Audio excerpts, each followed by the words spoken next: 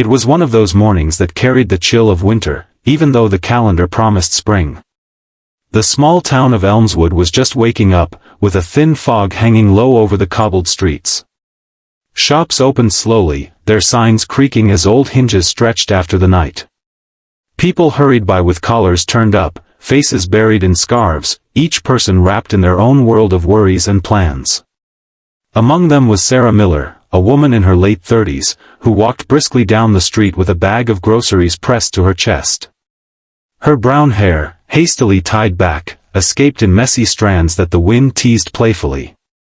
Sarah had always been the sort of person who believed in keeping her head down and her heart guarded. Life had taught her that kindness often came with a price, and she couldn't afford to pay it anymore. She worked long hours at the local diner, juggling bills and the loneliness that had followed her since her husband died 2 years earlier. Her world had become small, predictable, and safe. Every morning, she took the same route home after her shift, stopping at the same corner store for bread and milk. Every evening, she sat alone by the window of her tiny apartment, watching the streetlights flicker on like quiet stars. But that morning would not be like the others. As Sarah turned the corner near the park, she noticed a young boy sitting on a bench. He couldn't have been more than 10. His jeans were torn at the knees, and his jacket looked 2 sizes too small. He was hunched over, holding a small paper cup with a few coins in it. The sight made Sarah slow her steps. She wasn't one to stop for strangers, especially not since she had learned how easily compassion could be taken advantage of, but there was something about the boy's expression. It wasn't just sadness. It was a kind of quiet defeat. She hesitated, torn between instinct and empathy. Then, almost without thinking, she walked over. "Hey there," she said softly. "Are you all right?" The boy looked up, startled. His eyes were blue and sharp, but too tired for someone his age. "I'm fine," he muttered, looking away. "Where are your parents?" she asked, trying to keep her tone gentle. He shrugged. "Don't have any." Sarah felt her chest tighten. "What's your name?" "Eli." "Well, Eli," she said, glancing at the cup in his hand, "are you hungry?" The boy hesitated, then gave a small nod. Without another word, Sarah motioned for him to follow her. They walked silently to a nearby cafe. She bought him a sandwich and hot chocolate, watching as he devoured the food like he hadn't eaten in days. She didn't press for details, she knew that sometimes silence was safer than questions. When he finished, he looked up at her with a quiet gratitude that went deeper than words. "Thank you," he said simply. Sarah smiled faintly. "You're welcome. Do you have somewhere to stay?" He shook his head. "I sleep at the bus stop sometimes." "It's not too bad."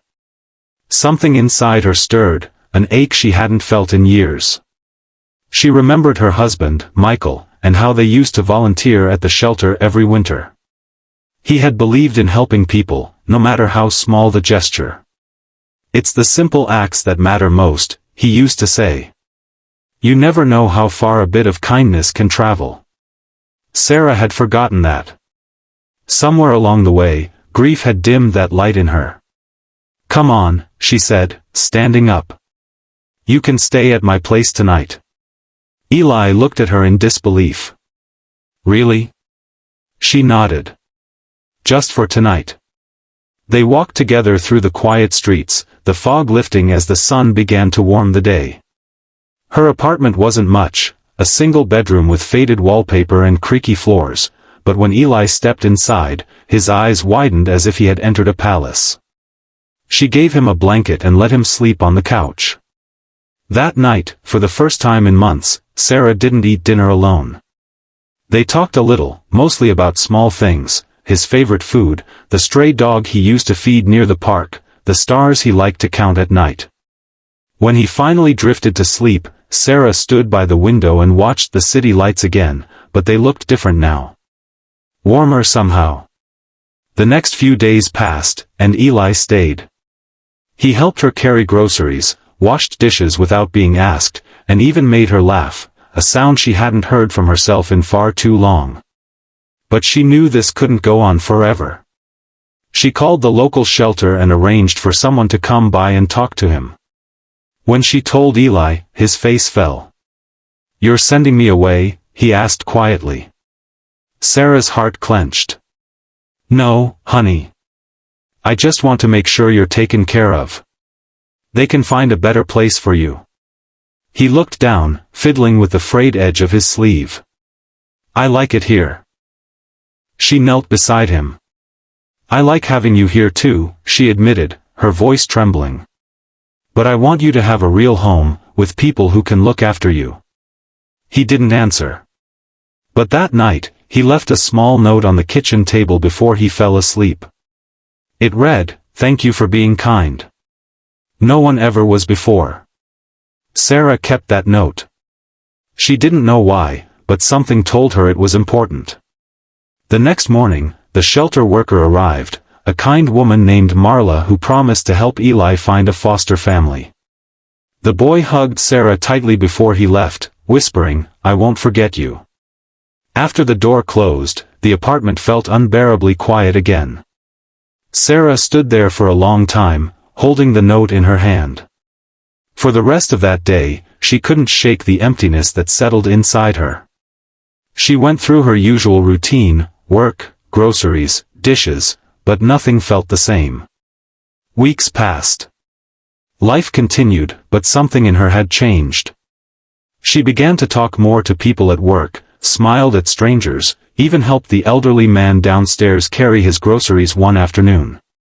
Small things, simple things, but she did them with purpose now. Then, one rainy afternoon nearly 6 months later, she was wiping down tables at the diner when the doorbell chimed.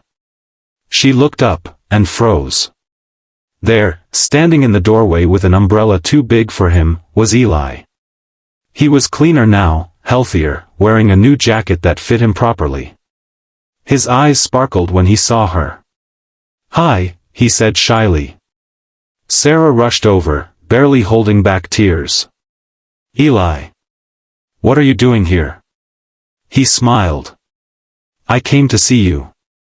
I live with a family now, Marla found them for me. They're really nice. I go to school and everything." "That's wonderful," she said, her voice breaking. He hesitated, then reached into his pocket and pulled out a small folded piece of paper. "I made this for you." Sarah opened it. Inside was a drawing, a stick figure of her and Eli standing side by side, holding hands. Above them, in wobbly handwriting, were the words, "The gift of a simple act." She looked up, tears glistening in her eyes. "Eli, it's beautiful." He grinned. "That's what you gave me. A simple act that changed everything." For a moment, neither of them spoke. The diner buzzed quietly around them, the smell of coffee and rain filling the air. Then Sarah knelt down and hugged him tightly. After he left that day, she hung the drawing on her wall above the window. It became her reminder that kindness doesn't have to be grand or perfect, it just has to be real. Years went by, and Sarah's life continued to change in ways she never expected. She started volunteering at the same shelter that had helped Eli. She found herself surrounded by children who reminded her of him, scared, hopeful, searching for a little light. Each time she offered a smile, a meal, or a place to rest, she remembered that morning in the park, when she'd almost walked past a boy with a paper cup. Sometimes, on her way home, she would pass by that same bench. It was empty now, but every time she saw it, she felt a quiet warmth in her chest. Because she knew that even in the smallest corner of the world, one simple act could ripple out farther than anyone could imagine. And in some unseen way, she believed that Michael would have been proud. On the anniversary of his death each year, Sarah would light a candle by the window and whisper, "I kept your promise." I remembered the simple acts. One particularly cold winter, she received a letter in the mail. It was from Eli. He was now 17, living with his adoptive family in another town. The letter was short but heartfelt. Dear Sarah, I just wanted to say thank you again. I don't remember much about that time in my life, but I remember you. You were the first person who saw me when I felt invisible. You didn't just give me food, you gave me hope. I want to do the same for others one day. Maybe I'll work at a shelter too. Because of you, I believe in kindness. At the bottom, he had drawn another picture, this time, a tree with branches spreading wide, each leaf shaped like a small heart. Sarah smiled through tears as she placed the letter beside the old drawing. Her heart felt lighter than it had in years. That night, as snow began to fall outside her window, she thought about how life often moves quietly, how the smallest gestures can echo through time in ways we'll never fully see. She realized that kindness isn't about fixing the world, it's about touching one life at a time. And sometimes, that's enough to change everything. The next morning, Sarah put on her coat, picked up a bag of sandwiches, and headed out into the cold. She walked toward the park, where people hurried past, their faces hidden behind scarves and worry. But she walked with purpose, her heart open again. Because she knew that the gift of a simple act could be more powerful than 1,000 words, and sometimes, it could save a life.